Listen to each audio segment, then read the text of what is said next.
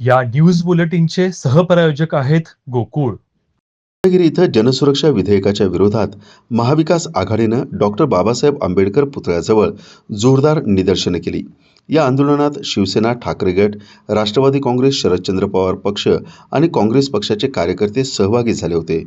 हुकुमशाही विधेयक मागं घ्या अशा घोषणा देत कार्यकर्त्यांनी सरकारचा तीव्र निषेध केला. हे विधेयक जनविरोधी आणि घटनाविरोधी असल्याचं सांगत महाविकास आघाडीच्या नेत्यांनी लोकशाही हक्कांवरती होत असलेल्या हल्ल्याबाबत चिंता व्यक्त केली.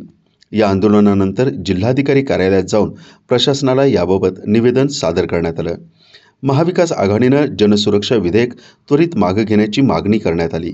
देशात हे विधेयक लागू करण्याचा डाव केंद्र आणि राज्य सरकारचा आहे. हा कायदा होता कामा नये, त्यात शासनानं बदल करावा. या विधेयकामुळे देशाच्या राज्यघटनेचा अपमान ठरणार आहे. ती राज्यघटना मोडण्याचं काम सरकार करत आहे.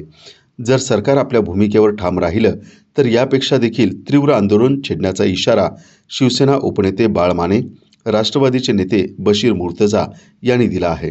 हे आंदोलन शिवसेना, ठाकरे, राष्ट्रवादी, शरद पवार गट, काँग्रेस यांच्या महाविकास आघाडीतर्फे करण्यात आलं.